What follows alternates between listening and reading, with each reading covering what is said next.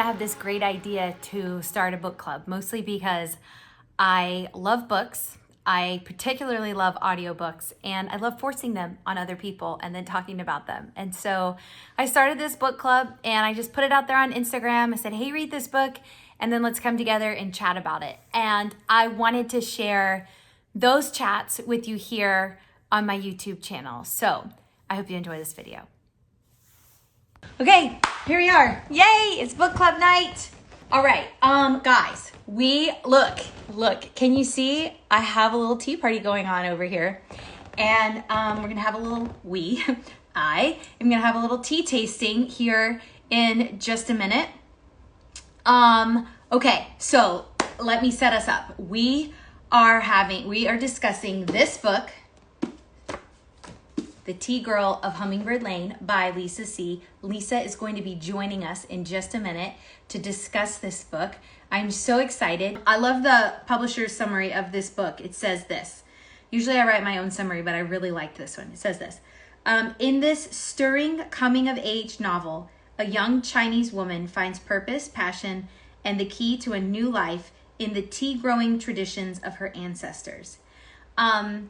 I just love that. I love a good coming of age story. That's probably one of my top 3, I don't know what you call it, like genres, is a good coming of age story. And so I really love that about the story. I love how we start with this one girl in the 1980s, but she lives in like rural China, like no plumbing, no running water, no electricity, no TV, no nothing. And they're living in these primitive conditions, and they're tea pickers.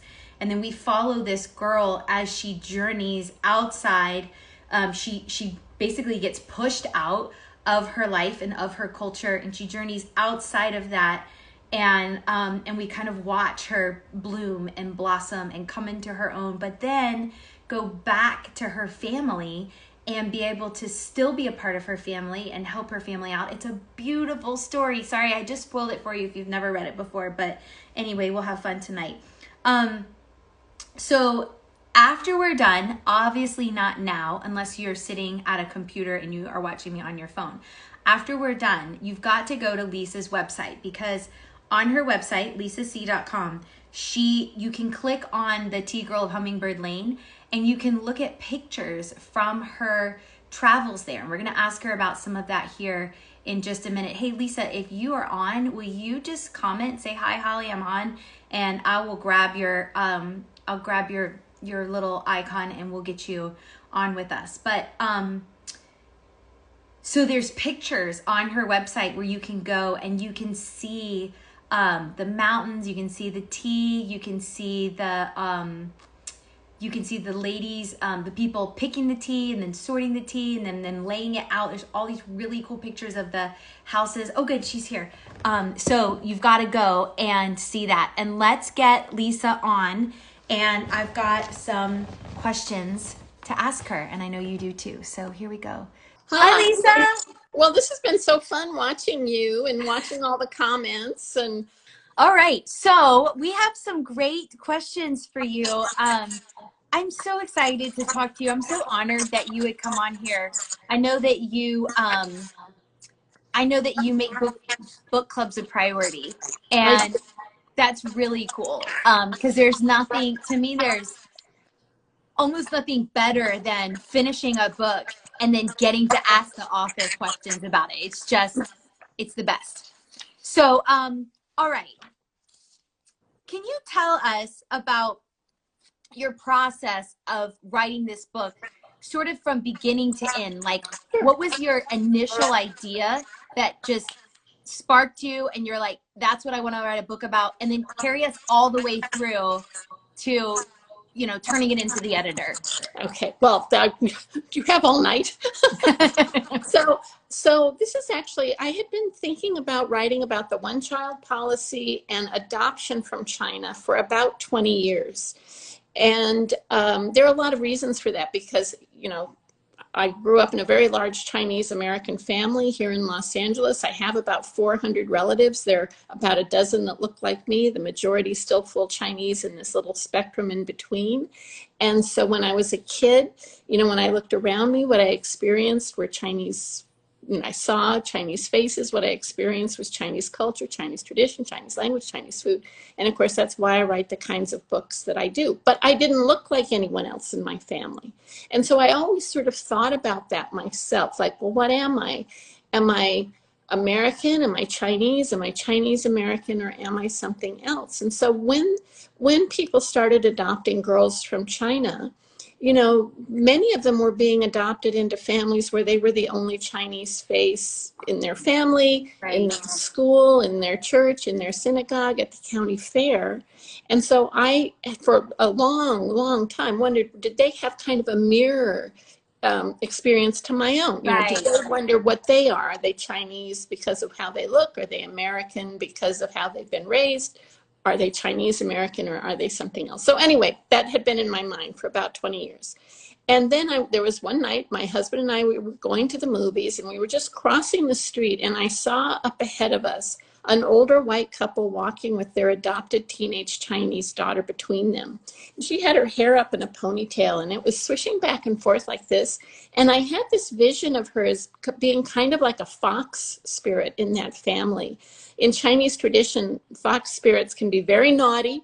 They can be very mischievous. They're always, you know, like sneaking into a scholar's study late at night. You know, there he's studying hard for the imperial exams, and then she has sex with him. So, you know, naughty and mischievous. But in their best moments, they have this ability to bring great love and to create families. And so when I saw that foxtail swishing back and forth, I thought, well, yes, she really is like a fox spirit in that family, in the sense that through her presence, she had brought great love and had helped to create a family. So truly, from the time I was on one side of the street till I got to the other sidewalk, I knew what the next book was going to be. And, you know, I do write historical novels. That doesn't sound too historical because the one-child policy's only been around for about 30 years, but I didn't worry about it too much. So can I just, I don't want to talk too much. If you want me to sort of switch subjects. So now tell me, so you have the one storyline of this adopted Chinese girl, but how did you get to from that to the tea? Yeah. So, you know how the book begins with the Aka aphorism, no coincidence, no story. And that amazing just played out for me over and over again. One of the greatest ways to start a book. No coincidence, no story. Opening line. I was like, okay, this is going to be good. Because it's like foreshadowing from the very first 4 words. Exactly. And I was so happy when I found it because it worked so well for the book. Anyway, I had started doing the research on what I could, but again, it wasn't terribly historic. You know, it wasn't giving me the sort of historic backdrop that I wanted. And then I was about 2 months into doing research when I was asked to speak at a very large event at a library down by San Diego. This was a huge event, so big, in fact, that they had brought somebody in to be like the opening act. And he was going to do this tea demonstration. So how it was set up, we were up on the stage, seated at this big tea table. He poured tea, I sipped it, and 600 people watched. I mean, it was kind of weird. You know, kind of a weird thing. Anyway, he talked about the history of tea and the tea horse road. He talked about the difference between tea shrubs and tea trees. And then he started talking about pu'er and how it's so different and how it's so valuable. And it's the only tea that grows in value with age. It's, again, a lot like wine. Mm-hmm. And that just that year, there was a single cake of pu'er. I actually have one here. It's a little bigger. So I don't think this is a pound, so probably a little bigger than this, that had just sold at international auction for the equivalent of 150,000 US dollars. Wow. And when I heard that, I knew what my historic backdrop was going to be. And then just one more coincidence. Well, there were many, many along the way, but one more, which is then I came home, started doing all the research about tea and pu'er very specifically. My husband is on a board, and he went to this board meeting, and one of the men there said, "Oh, what's Lisa working on these days?" And my husband loves me. He does. But he doesn't, like maybe some other husbands, he doesn't always pay total attention to what I do. So I said, so what's Lisa working on? And my husband was like, I don't know, something about tea. And this girl, was she writing about pu'er? And my husband was like, oh, I don't know, something about tea. Anyway, this man wrote to me the next day. And it turned out that just the week before, he had been at this big Chinese banquet here in Los Angeles, where he was seated next to the largest importer of pu'er into the United States. And did I want to meet her? Yes, I did. So off I went. And then that woman, she at that time didn't speak any English. So we met at a whole other woman's house, Linda. And that's where you got the tea packet, the tea samples from. Oh, okay. The Bana Tea Company. And Yep. so here you had Elaine on one side, the largest importer of pu'er into the United States, and then Linda, who has her own very small company, pretty much focused almost entirely on pu'er. And what I could say about both of them is serious connoisseurs, really love tea, serious collectors. So again, it's like a wine tasting, and we're tasting all these different teas all day long until the last cup, about an ounce of liquid, where the liquid alone was worth $1,000. Wow. And so, at the end of the day, I'm getting ready to drive home. And unlike a wine tasting, you can drive home. And so I was getting ready to drive home, and I said to Linda, I'm going to China for tea picking season. Is there anyone you think I should meet? Anywhere you think I should go? And she said, well, I'm going for tea picking season. Why don't you just come with me? And so, although we had never met, we about 6 weeks later, we were on a plane together to Yunnan province and went up into the tea mountains together. And it was fantastic because she knew farmers, she knew growers, she knew pickers, she knew people who were processing tea. We spent 3 days with probably the most well-known tea master. It was just, and the tea master that's in the book is very much modeled on him, really a celebrity with an entourage, and he was just amazing. And so all of that had just happened really by this, one coincidence and another coincidence and another one just leading me into this particular story. That's amazing. I just, I love, I love a good book that has a great story, but where also I'm like also learning about something. And I love when an author is able to open up your eyes to another culture, to a whole world that you don't even know exists. And you do such an incredible job just weaving the Chinese culture in, and the tea culture, and just all of it. But at the same time, you're cheering for this girl, and you're just so you're so happy for her, and the way that she's like persevering, and the things that are happening in your life. And you've got the American adopted story going on at the same time. I had a friend that said that she didn't love how everything like kind of wrapped up at the end. And normally I don't love a book where everything seems to come together, except in this book everything had to come together, because in your opening line you said no coincidence, no story.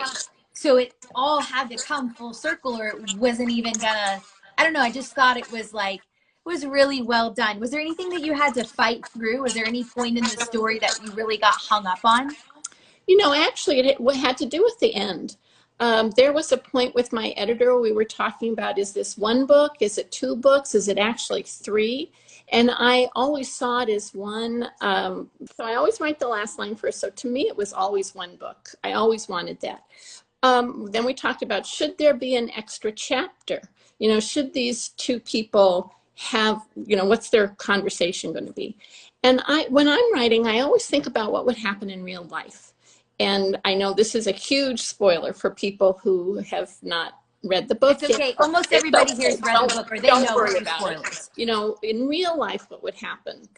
One would say hi, and the other one would say hi, and one would say, I think I'm your mother, and the other one would say, I think I'm your daughter.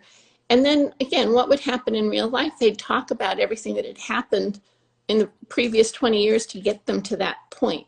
So I, I didn't feel like that needed to be rehashed. But there are I some loved hints it. about what would happen. And so, and there's in that last chapter, originally I had a proposal from Sean, and Haley accepts, and they plan out their future for about 10 pages. But, then I just thought, she's only 18. She doesn't have to be married yet.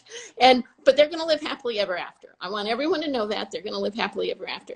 And then the other big hint is in the last scene when the chapter where when Leon and Amma are up in the hidden grove, and Leon is explaining to her mother, people are coming. They're coming. They know where this is, and they're coming. And Amma says, but what are we going to do? Who's going to help us? And of course, that person who's going to help is just Haley. about ready to show up. So I feel that it's not all tied up at the end. I think that there's a lot that's left open. And I do get a lot of email about that, and people saying they wanted more, or they want a sequel. And I sort of explain what I've just explained. And then I get back ideas of what people think could happen next, things I never would have thought of. And one woman even wrote me a 10-page single-spaced letter of all the things she thought could happen next. I know because I printed it out. And I mean, she really did have enough for 3 books. I mean, she really had thought about it. It was amazing. That's so funny. I'm not a sequel person. So I like when the author, I want it to end just enough. I thought the way you ended it was perfect. I got enough closure, but like you said, you left it open enough to know there's more, but I don't need to know. I can just imagine what happens. Yeah, and actually that was what I really the thing I was thinking about is, we tend to think about reading as being kind of a passive activity, in the sense that you're sitting there and you're taking in the words from the author. But here we are all in a book group, and we know that everybody reads differently. And it's like this kind of magical thing that the words come off the page, and then we filter them through our whole life experience. Right. Were our parents happy? Were they divorced? Did you have money as a child or no money? What kind of education did you have? What kind of work do you do? Have you ever had your heart broken? Do you have kids?